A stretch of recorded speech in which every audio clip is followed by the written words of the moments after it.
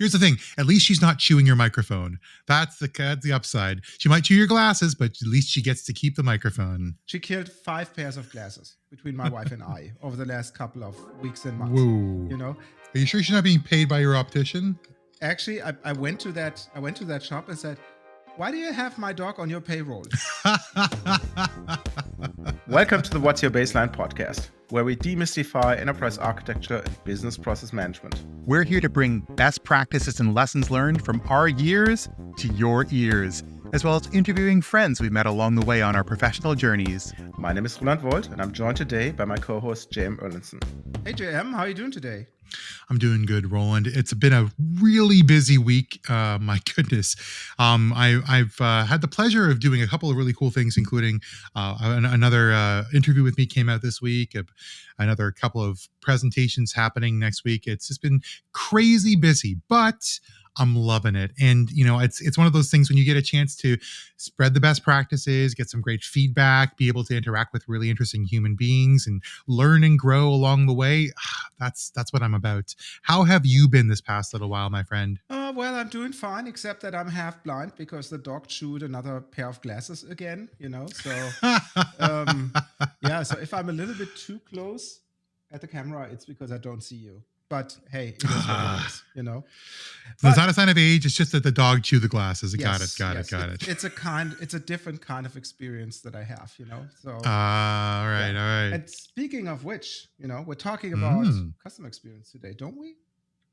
That we are, my goodness. We've had a couple of different forays at this idea of how do we satisfy customer expectations, meet and exceed them? How do we provide excellence to our customers? What do we need? The kinds of resources, the kinds of techniques and practices. But we honestly only have a portion of the picture. And so today's guest, the fantastic Heather Wendt, welcome to the show. Well, thank you both so much for having me. I'm really excited about today's conversation. Wonderful.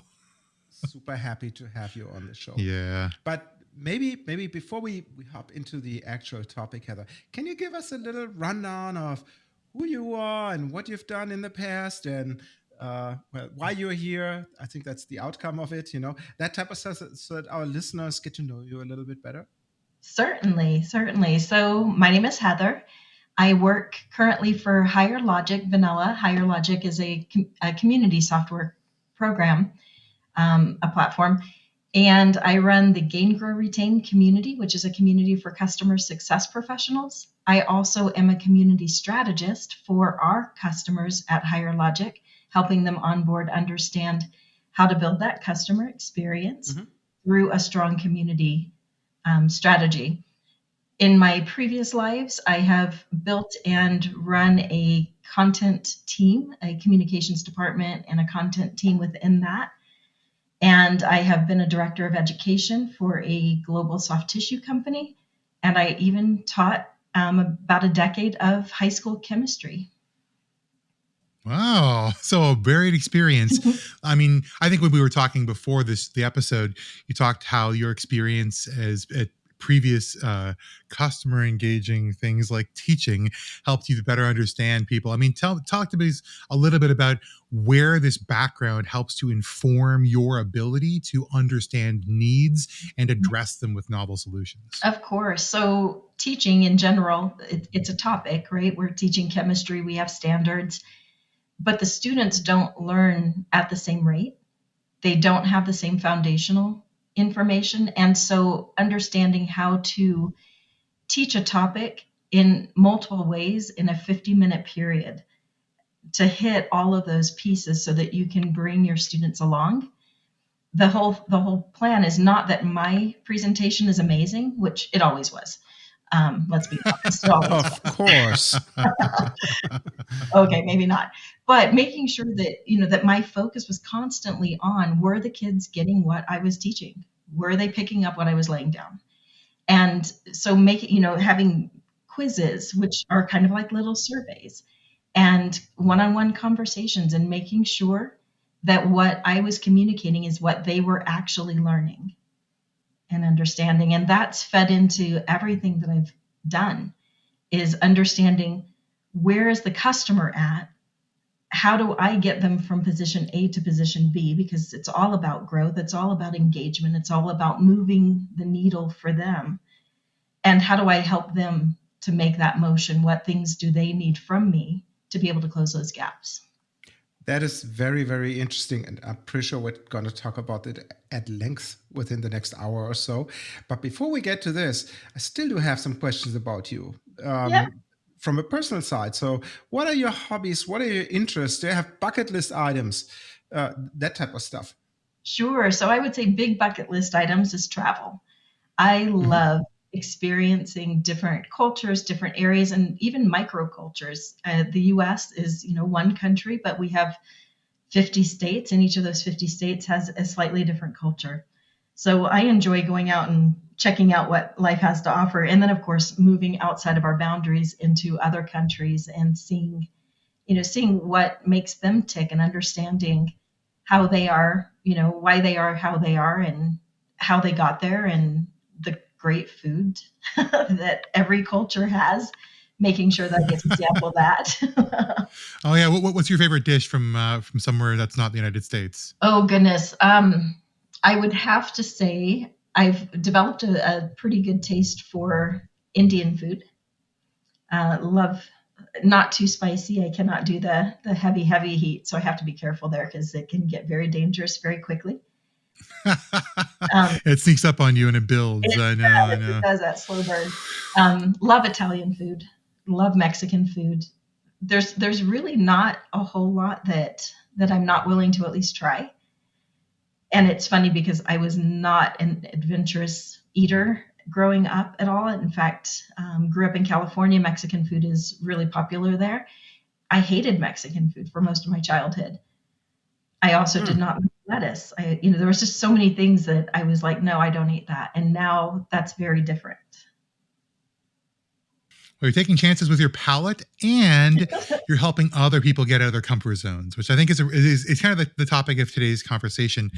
I find that interacting with customers is, for me as somebody who works in evangelism and in pre-sales, it's about trying to see where their line is, Mhm. where they've established a line, where they've put their sort of stick in the mud, that they know how to get to there but no further, and helping them to cross over that line in safety. Mhm. Because I find that the most human inclination is to protect yourself, is to be scared of new opportunities and experiences of change.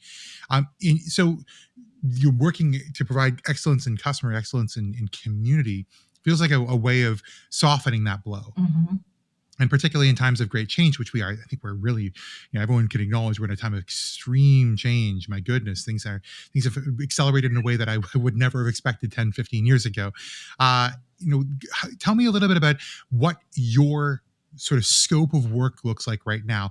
What do you see as the big challenges in the area of customer experience, providing excellence in customer and community?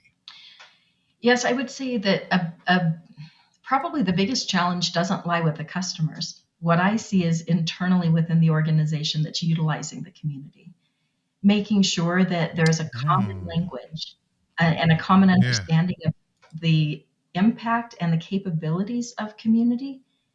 Because unless you've been at a company where a community was utilized really, really well, you may have a small idea about how it was used where you've come from, or maybe you've never seen it outside of Facebook, outside of your own Facebook groups.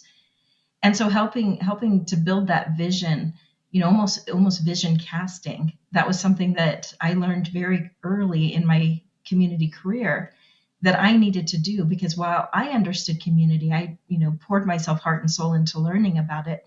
Nobody else did that. And so my role was helping them see more effectively how to utilize the community that we had. So, community, and maybe we start with some definitions, right? Mhm. So, community is part of, from an organization's perspective, part of the customer success program ish I question mark. And the other question is, well, how does it match with customer excellence. So can you do some definitions? And if you tell me I'm completely off, please tell me. Certainly. You're completely off. No, just kidding. Oh, thank you. I needed that. So the reality of community is that it typically is adopted and owned by a group within an organization. Oftentimes it's either marketing or support. But the beauty of community is it is all about the customer experience. It's a tool. It is not a magic bullet. It's not something that you buy, you stand up, and suddenly all of your problems are solved. But it's a place to allow customers to come to, and from that community figure out how to get all of the information that they need to be empowered, to be not self-sufficient, that's kind of the wrong word, but self-driven, and be able to access content, each other, people from the organization, to figure out how to solve the problems that they're trying to solve with your piece of technology or with your services, whatever it is you offer. So I would say it's less customer service or customer success owned, and it's more customer experience focused. See, for me in the pre-sales and evangelism, I often take a look at community as a force multiplier. I mean, we simply can't hire, for love or for money, enough people at a technology vendor to support everyone who uses our technology. I mean, good Lord, if you look at the number of users of major technology companies, it's in the millions of people. We can't possibly support all of them. But doing it right, they can all support each other.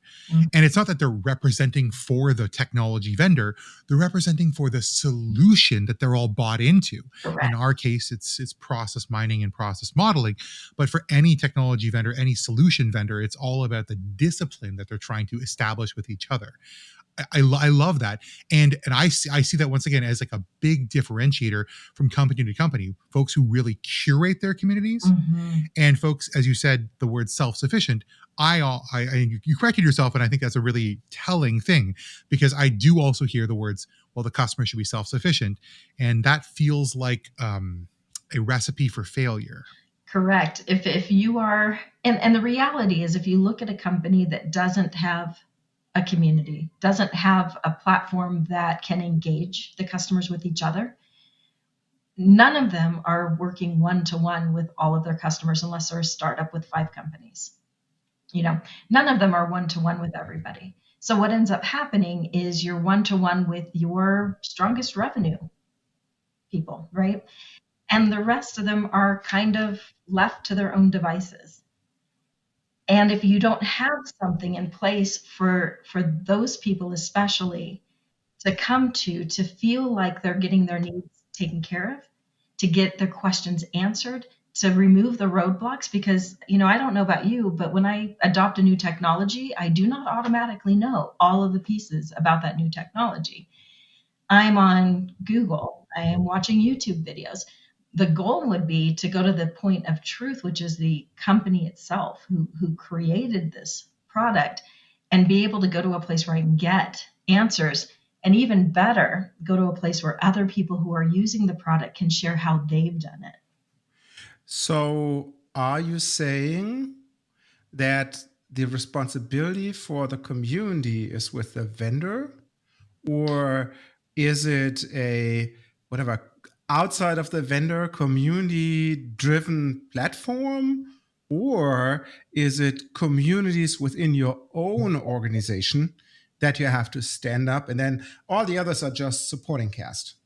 Which of the 3 have you seen, and which is the one or 2 that work and what doesn't work? So right now there's a community everywhere kind of conversation going on, which is you go where your customers are already at. And I believe that Reddit, Right. Reddit or wherever, whatever channels on that they're using, Reddit tends to be a pretty big one. They've got 16,000 million. I think that's the actual count, 16,000 million. I think that's a billion, right? Anyway. A lot. A lot They have of a lot user of accounts. cases, right? And I think that there's some truth there. The problem is that I know from my experience, if people are asking questions about a product, you're getting answers that may or may not be correct. There may be Right. people out there who think they know what they're talking about. Reality is they don't, and they're instructing people incorrectly. Mm-hmm. It's also a really great place to bash companies because Yeah. you can start talking. And so me as a company, if I'm relying on other sources to run the community for me, basically letting it just be run, number one, how do I address incorrect information that's being just put out there, whether it's incorrect usage or incorrect explanations of frustration points? Because if I'm talking as a representative of the org on Reddit, they don't want to hear that. That doesn't bring any, in fact, that's actually a negative, I think, a lot of times. Mm-hmm. So for a company to have its own vendor community, its own customer community, it doesn't mean that people aren't going to go other places and talk and that you shouldn't be monitoring that and seeing what's going on.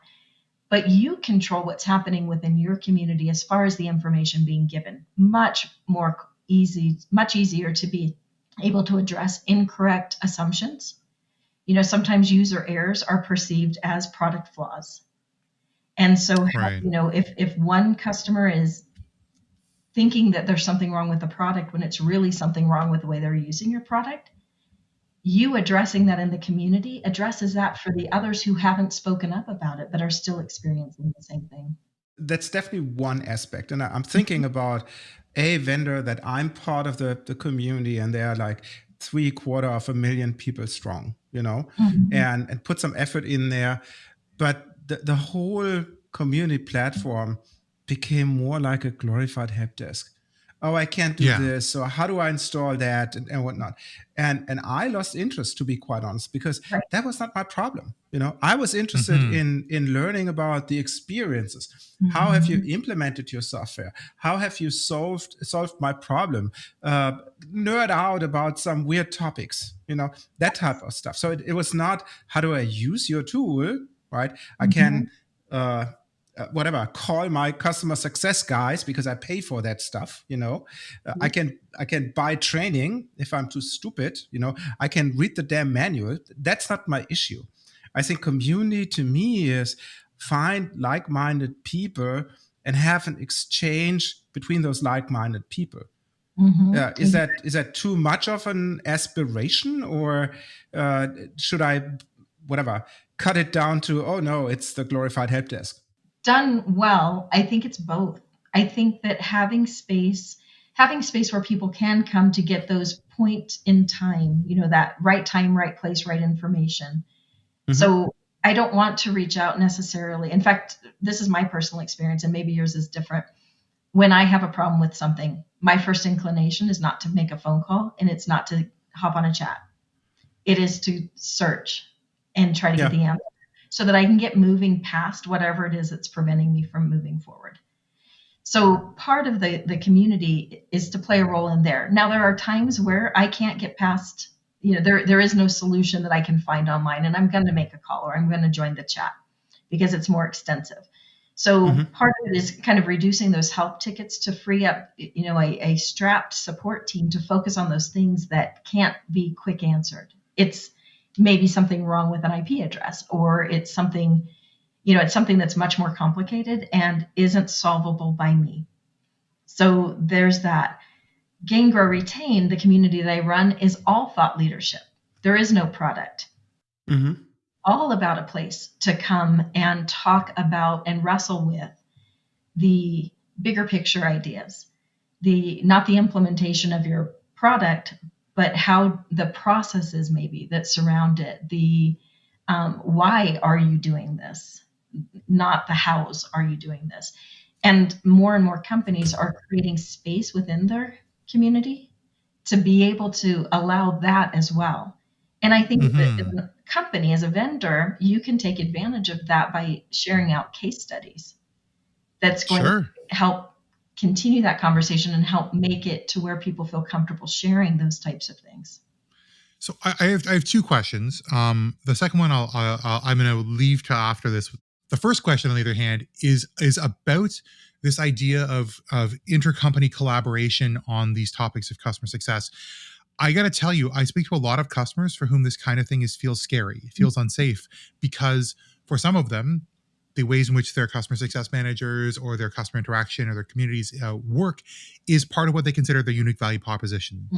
And if it's a unique value proposition for them, have a strong community, why would they share that? And so for them, they would be looking to come there just to take, and that doesn't feel right. That's not a thing that they can do. Or maybe they're not, it's privileged. They can't even talk about their case studies. They can't even do anything with it. The other part is just in general about people feeling like it's a part of anti-competitive behavior. And I don't know what your thoughts are, but it seems like you've been able to gain, grow, and retain your community, despite the fact that there might be organizational or in some cases like regulatory obligation barriers in place. How do you address that? And where have you seen success most frequently? It's interesting. I think the customer success realm is a little bit like teaching. People want to help each other. And so I see direct competitor, like companies that are directly competing with each other, having conversations about maybe areas that they want to expand into or areas they want to develop. They leave the proprietary, and I have a terms and conditions or a guidelines document that reminds them that what they're sharing here is public and anybody can see it. So just to be aware of that. But most people are pretty reasonable in this particular audience, especially at helping each other with the intention that, a rising tide floats all boats. It's the idea, I think the idea behind Gain, Grow, Retain is not just that I want to learn how to provide better customer success. I want to learn how to build a team that's more effective.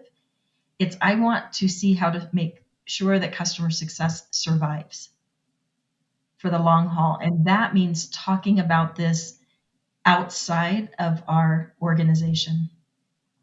Yeah, that is one motivation. But in general, and as you know, our podcast has a why and a how section. I think we should talk about the biggest question. Why should an organization stand up a community or care about customer experience? Isn't it enough that you produce a very well laid out software, easy to use, nice to look at, tons of features, and you have some marketing guys who create nice brochures and some sales guys who sweet talk customers into buying it? Isn't that enough? Yeah, no, it's not. In fact, I think I just saw some data, and I want to say, please don't quote me on this because I'm pretty sure I'm in the right. Of course we will. Don't Yeah, worry. okay. Oh, yeah. This podcast is being recorded, right? We go back and start all over again. Yeah. I think even 60% of customers are looking for a customer experience over the software itself. And yeah, I think everybody knows of many stories where customers have left the perfect software because the customer experience sucked. And it was more important to them to have a customer experience that was something that supported them, that helped them to grow, helped them to utilize that software to achieve their goals, than it was to have the perfect software with all the shiny bells and whistles. How do you sell that idea to your executive suite? Because they might not care, right? They look at the bottom line. So say I would be part of your C-suite, right? And you pitch that idea to me. Go sell it. Why should I care? The way I would address it is that there's a reason we track CSAT and NSAT scores, that retention is not necessarily it's not just a financial decision. It is it's almost an emotional decision in some ways. Do I feel like I am getting the value from your product that I thought I would when I signed up and purchased this? If you're just letting them run with the product because you think your product is amazing, that's great. But how many products does each of your customers have that they're dealing with? And how much time are they going to spend on their own trying to figure it out? Yeah. So a community brings them to a place where they can share with each other. They can access resources more effectively. They don't have to remember, did I read that in a blog? Did I hear that on a podcast? Was that a webinar? I don't know where this information was, and I don't have time to go find it. Mm-hmm. A community can make that a universal search where they can search for what they're looking for. It brings up all the resources, all the conversations that are in line with that. Sometimes I might come in and actually engage. Most of the time, though, probably going to be what I call a consumer. They're called lurkers or learners. There's a lot of terms out there, but I like the term consumer because they're coming in and they're consuming information to help them. And without the community, that's probably not going to happen very effectively, which means they're not going to try to untangle the ball of yarn themselves. And so your product becomes less and less utilized, and not utilized well, because they can't, they know what they know. They don't know all of the possibilities and capabilities. Yeah. I think that we talk about, like, why does a business do anything, right? They do it to make more money, or to spend less money, or to de-risk the process of operating and making money and spending money. And it feels like community sort of solves all three of those things, all kind of at once, or at least addresses something about each one of those, a little piece of pie for everyone, right? The idea is that you de-risk. I would put it like de-risk as a huge piece of this, which is, how do I make sure that I'm not going to lose customers over time, because that's very expensive to reacquire or to acquire new customers. The other thing to propose is a top line growth, because a successful customer or a happy customer may encourage new customers who you won't have the workforce to actually go after to come in and get involved, maybe buy your product, but also spending less. And this is the question that I asked before that I do want to talk briefly about, which is the importance of super users. Yeah. I mean, you're looking to augment your workforce with a workforce of passionate people who don't work for you. That's a spending less to get more kind of thing. Exactly. And it carries more weight. It carries much more weight. A company Exactly saying, we're great, and these are the reasons we're great. I hear somebody else telling me why that company is great because of how it impacted them and how it met their needs. I'm listening to that. So how do you, first and foremost, what do you consider a super user? Why are super users relevant? And why do you go after them as part of your conversation with your community, sort of in the nodes of importance in that conversation? Yeah, so super users, and I think it's fairly universal. Super user is somebody who is using your product in either quantity, like the amount of use that they're doing, the use cases, how they're using your product. They're often on that kind of front line. One of the ways in the community, and it's hard to identify those just through the one-on-one conversations, right? Because you don't have them often enough, and you're usually focused on goal alignment and strategy setting and metric reporting and things like that. And so what ends up happening is you overfish your pond.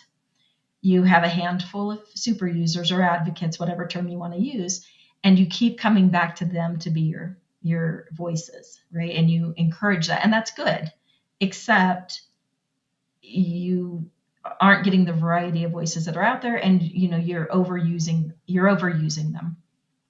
So the community allows you to see a few things. One, when people are asking questions, who's frequently jumping in to help answer them? And when you start to see those people that are kind of your common repliers, commonly helping answer questions, you're keeping an eye on those, because those are potentially part of your super user group. You're looking for people who are sharing without being asked what they're doing and how they're using your product, sharing ways that they've solved issues through the use of your product. Because again, those are those super users. You're looking for the people who respond to your surveys, who are when you launch a new product, are the first ones to use it and then start talking about what they're finding and giving you feedback about it. So all of those kind of put together, not every super user is going to be strong in all of those areas, but you're seeing those top people, right? You're seeing those people who are really engaged with what your product does.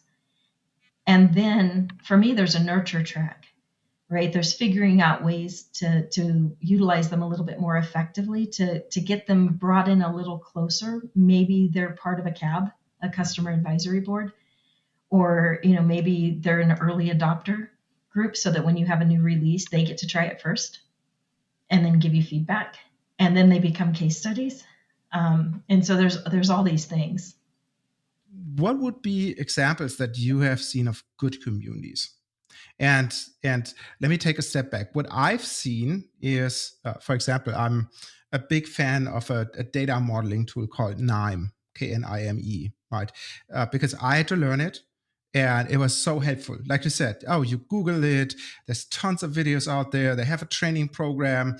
People are helpful, and even if I get a hit that was from 10 years ago and the software has changed, well, guess what? The thinking behind was the same. So I really appreciated that, right? But that's also an open source tool. And I've seen communities flourishing in open source projects, where people self-motivate, self-select, go in there. And I don't see it that much in commercial. Yeah, I would say Gong. Gong is a company that is heavily invested in community, and their community is a very, very strong one with a purpose, and people are united in that purpose. Much of the community, there is community portions that are all about how do we use the tool better. But what makes that particular community so strong is folks are sharing how they're using it, right? They're sharing their experience.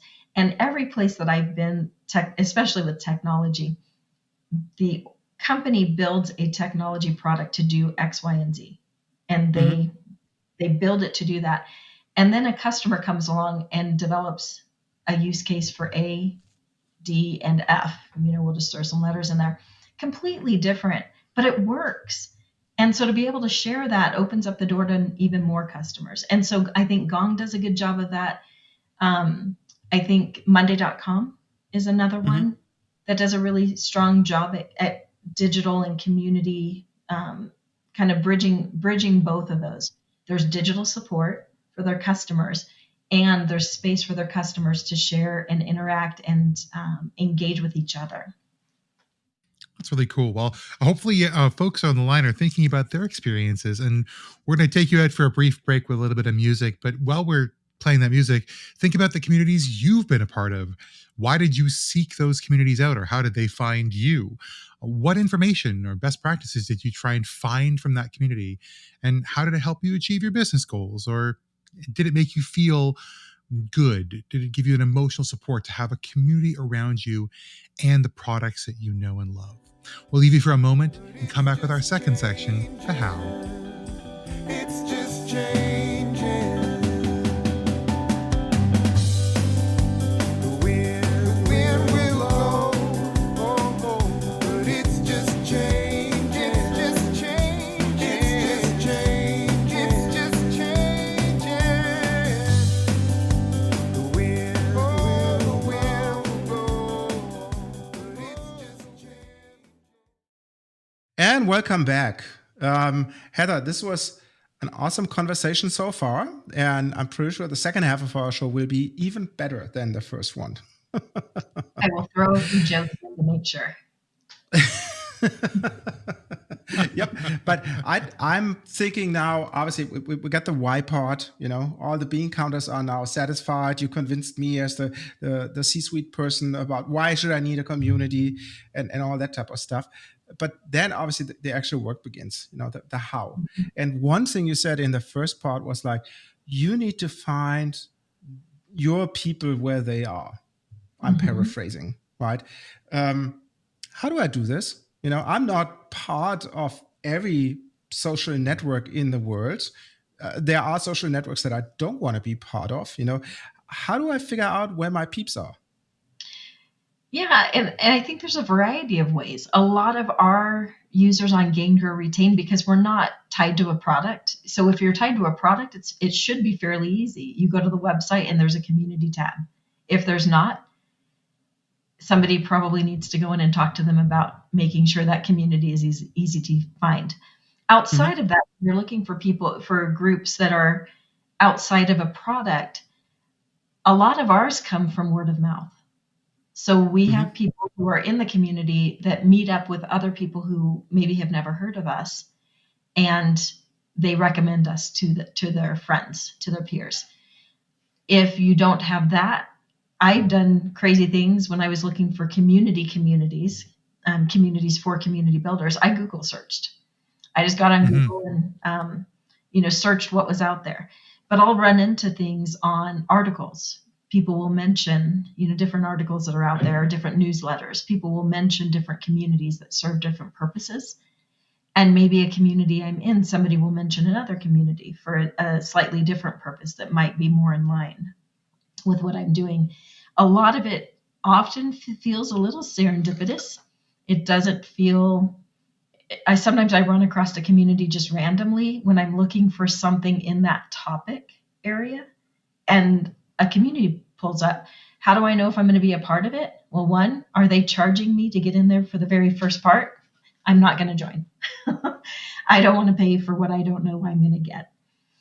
So a lot of times I'm looking for those free and open ones that are out there that I can hang with for a while. And I'll be the first to admit, because I'm wearing multiple hats in my company and wearing even more hats in my personal life, with all the things that we tend to do, I'm not as involved. I'm not very involved in a lot of outside communities. I'm very specific about which ones I participate in, because I need them to give me value. If I don't feel like there's value, I may be a member, but I may not have visited it in 3 months. Right. Sometimes it's trying it on, right? It's like going to the clothes shop and you look at a pair of pants and they look super cute. Well, maybe for you guys, they look really cool. But for me, they look super cute on the shelf or on the rack or on the mannequin, and then I'm going to try them on. I'm not going to just buy them because they look good on something else. I want to see how they look on me. Yeah. It sounds like one of the key components of establishing a good community is having, weirdly enough, good SEO. Yes. If you do search engine optimization for the keywords associated with, I mean, that's what we do with What's Your Baseline.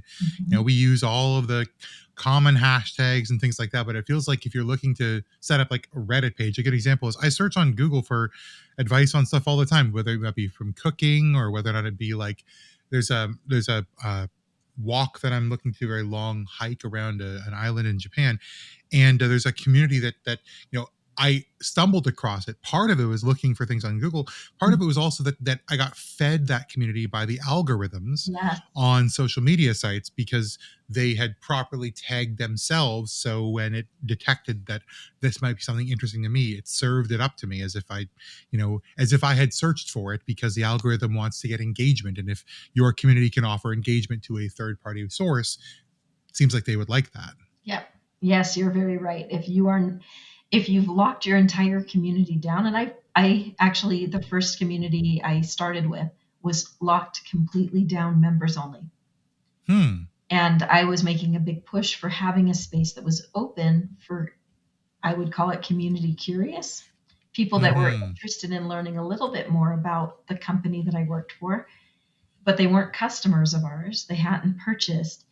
And being able to have, and of course, if you have a lockdown community, nothing shows on SEO. And so it's important to consider, even if you are locking it down to customers only, that you have a portion open so that it can be found and that there's value in there, because that can lead, like for you, that can lead people to start investigating and start learning and possibly becoming customers. But then I'm thinking about trolls and all those nasty people, So I think, if I understand you correctly, it's like, okay, there is read for everyone, but if you want to contribute, you have to register, and it has to be whatever real name and all that type of stuff. Is that the recommended way? That's the way I prefer to do it, for that very reason. That I know that a lot of the software, Higher Logic and Higher Logic Vanilla, both have spam filters in there that help to weed that out and identify that kind of behavior quick. So you don't have to have something up because it's a weekend and you're busy and you didn't check it, and there's this horrible flame post out there. And so it can recognize that. We have, word filters so that if particular words are put in there, it can be replaced with another word. So every time somebody says one particular word, you can tell it what you want it to say instead. That can be fun. It's just an amusing thing to torture people with. Yeah, see the old replacement. I love those. Those are good. Those are good, funny memes on Reddit. My other question, speaking about trolls, I wanted to go back to lurkers for a second because, we were talking over the break that some very small percentage of people actually contribute.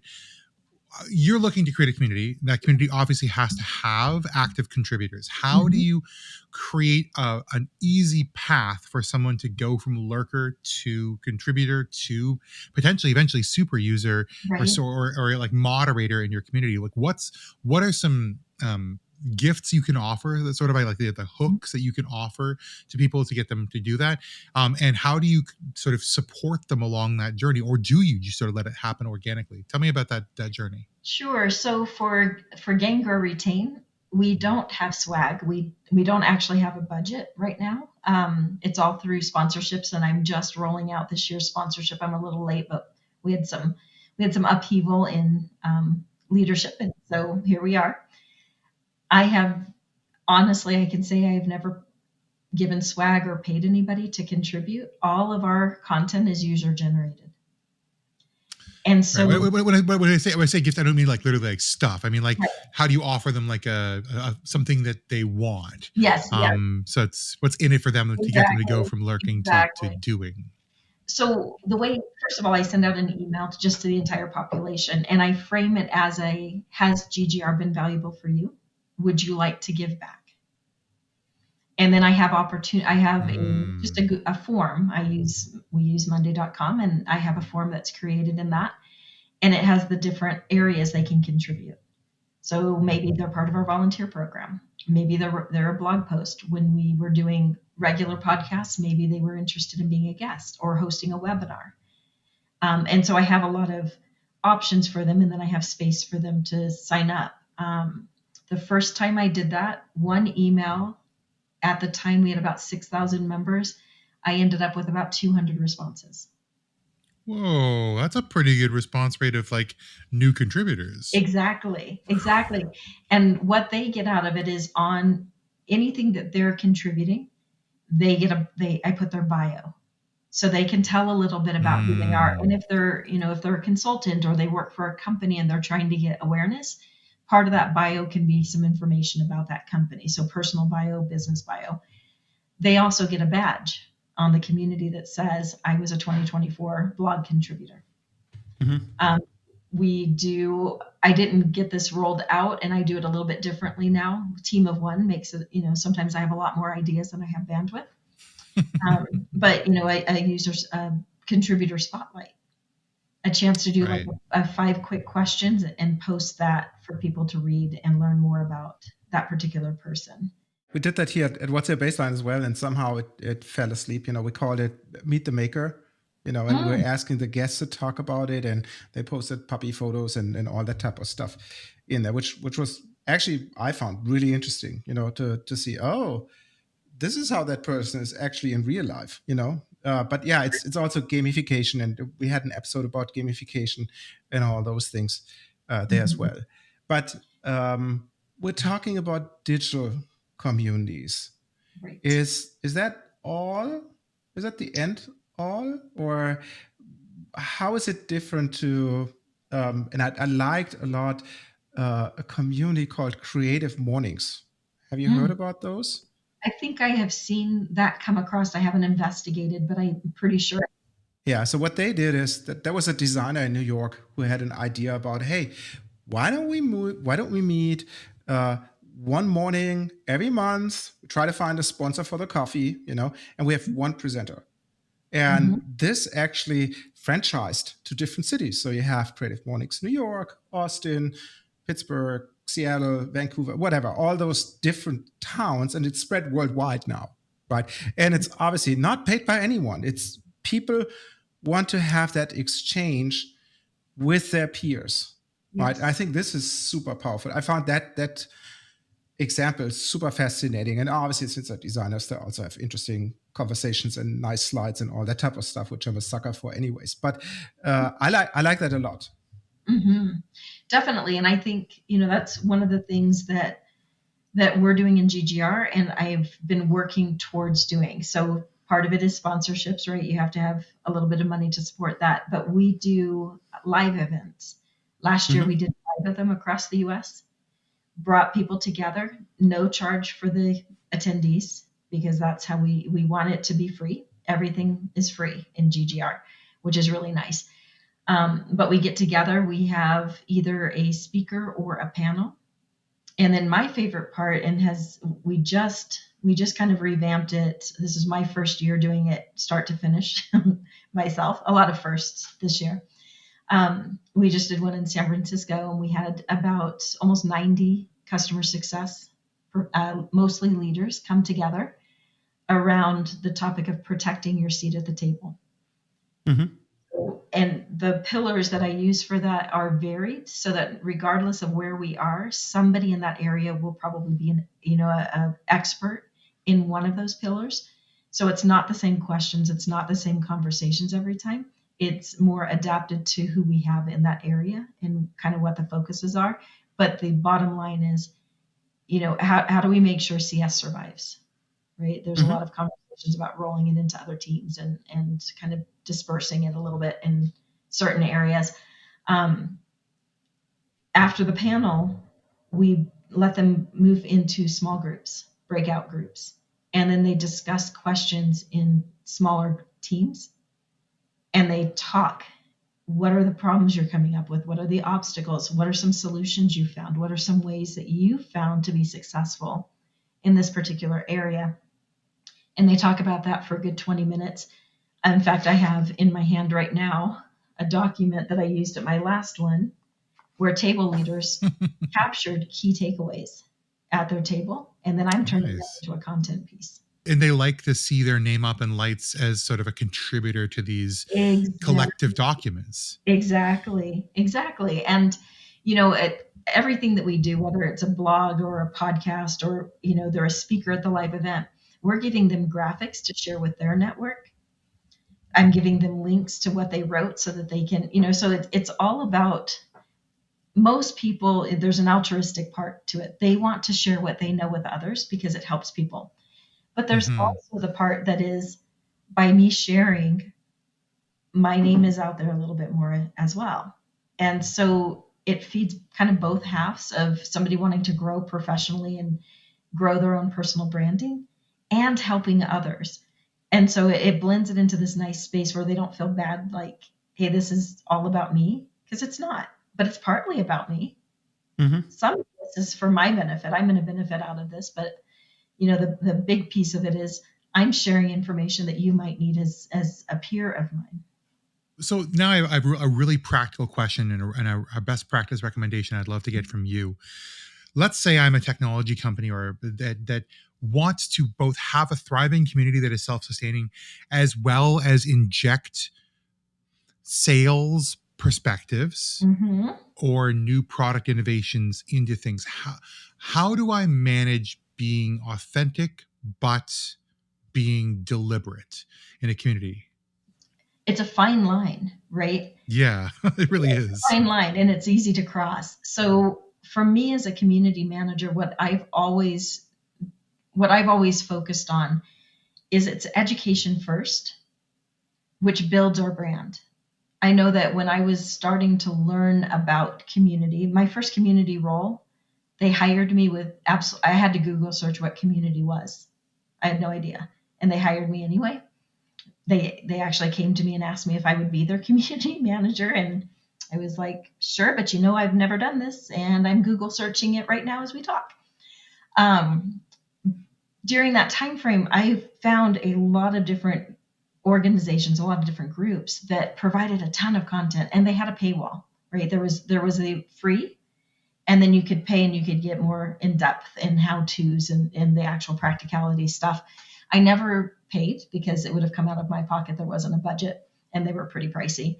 But I also knew that if I ever had the budget, some of those would be ones I would pay to get more information because I'd be supporting them, number one, but I'd be supporting myself and they already gave me value. So when you're looking at how do you get the company involved so that you can have those upsells and you can have those product releases and you can look to those new customers, to me, it's all about giving them information, tools, places to come and talk that isn't in your face selling. Nobody wants to feel like they just walked onto a used car lot where 6 people come running at you to try to drag you into the office to talk about your numbers when you're just looking at what they have on the lot. It's not fun. And I've been in communities where it's a huge sales pitch all the time. I don't want to be in those communities. Yeah, and that is I feel the same, to your experience. The way how I approach it is, JM, to your point, I would, people smell when you're not genuine, right? So that's the first thing. So if I don't believe in what I'm saying, and I'm just saying it because my boss paid me to say so, or I'm a team player, blah, blah, whatever, right? No, I don't do it, right? Because the ultimate question that I see behind this, and this is what mostly is not understood by corporate drones, right, is the community is not owned by the company. Correct. It's owned by the people who are in there. And you as the instigator, as the name giver, as the infrastructure provider, whatever your role is as a company, you're just a participant, just like everyone else. Exactly. And I think a lot of organizations have not understood this, JM. I think that's maybe it might be your experience why you're asking that, because they see it as another marketing channel. Yeah. Is it just me, Heather, that way, or that feels that way, or what have you seen? Yeah, you're exactly right. And this is, so I haven't been on LinkedIn a lot lately posting, but some of the posts that I've done is about that. How do you transition from sales marketing, which is hardcore trying to get leads, pushing, it's focused on bringing people in and the bottom line. How do you transition to product marketing, which is awareness?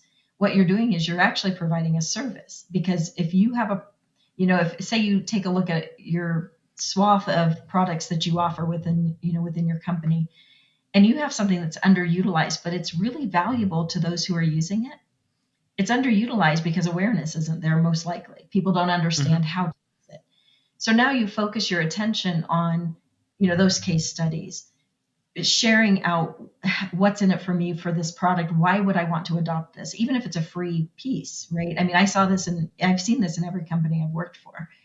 There's always that kind of abandoned product that's hidden in a corner somewhere.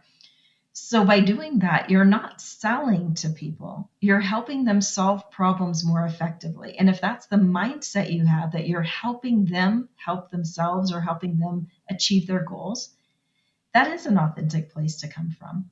And that is what customers are looking for. And then, you can have buttons on your community that say, hey, do you want to learn more about this? Do you want to talk to somebody about whether this would be a good fit?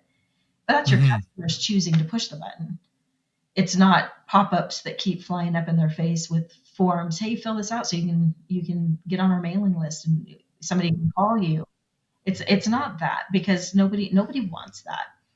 I attend a lot of webinars and I fill out forms, and occasionally companies will call me to talk about their solutions for me. I typically don't respond back to those. Well, it's one of those things is when you're looking to try and sell something, I have always found it more helpful to sell an idea, right, or practice that you can take. And people who have come and stayed through this whole episode, I'll give you perhaps my favorite tip that I always repeat to myself as a way of doing my job is, and I choose language very carefully. I say tools like the platform I work with, and what I'm doing is I'm always trying to sell that in pursuing excellence, you should be deliberate and you should make good reasoned choices rather than just using the nearest thing around you.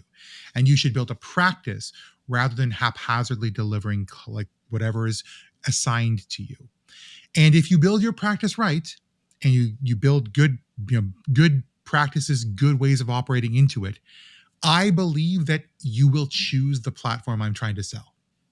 Mm-hmm. And I'm choosing my moments where, where I think we're particularly strong, but I don't have to say the word ever of what I'm selling, because if you believe everything else and you think that it's a good idea, then the only natural conclusion you can make is the product that is built from those principles. And I think that's a much easier sales technique in a community setting, Mm-hmm. because, well, it might sound to marketers like a horror show because you're saying the words "a product like ours." Right. What you're actually saying is, listen to me and this company that I work for. We tell you, or we talk to you, we work with you to be better, and then the technology follows. I think that's just an easier in for everyone involved. Right. And it's all about understanding the problems your potential customers are needing to solve, or your customers that you want to, upsell to when you have a new release. If you can talk to them about, if they're not a customer, like you said, a product like mine will help you do X. And then you give them maybe even some tools, some templates that they can use for community. For example, one of the best, to me, sales tools is, if I'm just starting to look, I don't want to be distracted by all the shiny, cool things that a platform can do if those shiny, cool things are not going to help me reach my goal. So how do I narrow down my needs so that when I look at a platform, I can see where the alignment is and I can buy one that fits my needs? It doesn't, if you're providing that tool, it may be that your company is not the best fit for me, but Yeah. you provided a tool for me to help me. And if your company wasn't the best fit for me, I'm probably not staying anyway. Yeah, it's talk use cases, don't talk features. Right. And also, and you said it, and I love this the most, let customers walk away. That sounds like a terrible thing to say, but Roland, I think you have the same experience as me. The very worst of our customers are the ones we strong arm into being a customer, and they're out the door anyways. It's just, well, they're here, they're going to do a lot of damage to the upholstery. But I think, let me ask to your marketing overlords when I see them the next time, JM, and ask them what their opinion is about this. They might differ to it, but in all seriousness, Heather, I'd like to come back to we're reaching the top of the hour at this point in time. But I think there's one question that I would have that you hopefully have a good answer for is, well, how do you measure success? I know you put effort in there. You might hire community managers. Those guys cost money, right? Because they have children too that want to be fed, So I put all that effort in there. Well, how do I know as an organization that this was a success? Because obviously I'm looking at my sales numbers and blah, I'm not looking for the warm and fuzzies. But maybe you have some experience to shift or change my mind on that topic. Yeah, so you're right. The warm and fuzzies aren't going to cut it. And leaving it at the warm and fuzzy level is why many companies drop community, even though they actually are making an impact. They don't see it. Yeah. So there is no one measurement for success. It really comes down for every single company or person that's launching their own personal, interest-based community, using that as a business or whatever. It's really about what is the purpose for the community for you? What are you trying to do with the community? What is the community doing for your org? So, for example, some really big pieces are retention, right? Customer satisfaction, which leads towards improved retention. And so you can't just go in and say, well, we have this many members and we have this many people posting. But what you can do is you can look at your data and you can say, okay, people who are engaged in the community have a 48% higher retention rate than people who are not engaged in the community. And so it really is about the good, bad thing about community. There isn't a straight across measurement that you can use to say, this is success. But you can take a look at how in community, engaged, like companies who have at least one person engaged in the community versus companies whose members have not jumped into the community, they're not engaged there, they're not participating in it. Is there a difference in retention? Is there a difference in upsells? Is there a difference in INSAT? So now you can start to show that there's a stronger correlation to successful behaviors when they're in that community than when they're not. The other part that I think is important is being able to tell the story in the language of your leadership. Your leadership don't care about community engagement. They don't, because they're focused on retention. They're focused on, increasing your sales and your new customer numbers, your customer acquisition costs. All of those things are what your leaders are focused on. And so making sure that you align your community with that through the metrics that you have. But it does mean cross-pollinating, right? You do have to have enough data to be able to see what are the results outside of community and what are the results for those inside the community. Well, that leaves us a great place to cap our conversation for today. My goodness, it's been wonderful, Heather. But I do want to leave our friends with a thing to think about as we head into our final break before we go into the conclusions for today's conversation. So think about your organization. How does your organization you work with, dear listener, create, organize, nurture, and grow, sustain your communities? Both internal communities, but also just your user communities, your members at large. And are you following some of the best practices you heard today? Or maybe not? Are you struggling? And are you actually discovering novel approaches that have worked? In fact, you're our community. We'd love you to leave us some feedback. Send us a note, shoot us an email, or just leave a comment letting us know, hey, what does community mean to you, and how have you experienced it? We'll leave you for a moment to write that LinkedIn post, and we'll come back with our final thoughts and conclusions for the show.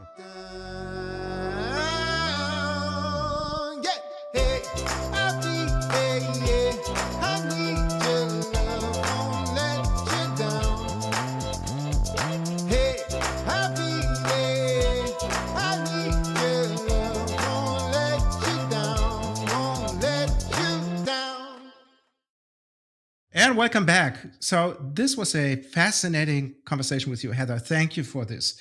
I typically do a little summary of what we spoke about. And to be quite honest, I don't recall. It was so many interesting topics that it's hard for me. And I have to listen when I write the show notes. I have to listen to get the bullet points right, to say, oh, we're going to spoke about this and this and this. But in a big sense, we spoke about obviously the big why and the big how. And I like that a lot. Unfortunately, this show has give or take an hour length, and I have so many other questions. Well, I do obviously have a benefit of doubt that I can ping you. I want to give our listeners the same opportunity. So how can one who says, oh, that Heather lady, that's a very interesting person, I want to reach out to her and chat with her and get some tips about community and all that type of stuff. How can people reach you? Probably the best way to reach me is LinkedIn. And it's Heather Wendt, Wendt, which probably are in the show notes. Oh, of course they are. Yeah, and the LinkedIn handle is HM like Michelle Wendt. So you'll know you found me. Well, hopefully people will reach out via LinkedIn to Heather and also reach out via LinkedIn to us. And that is a huge thank you to our wonderful community who follows us. My goodness, we've been talking about community, but I love our little What's Your Baseline community. That's a big pitch for what'syourbaseline.com, where you're going to find the full show notes to this show, as well as lots of other amazing episodes to listen to. And for this episode in particular, you can find it at what'syourbaseline.com/episode 69. So thank you so much for coming along. We're going to see you later, friends. But until then, I've been J.M. Erlinson. I've been Heather Wendt. I am still Roland Wolt. And we will see you in the next one.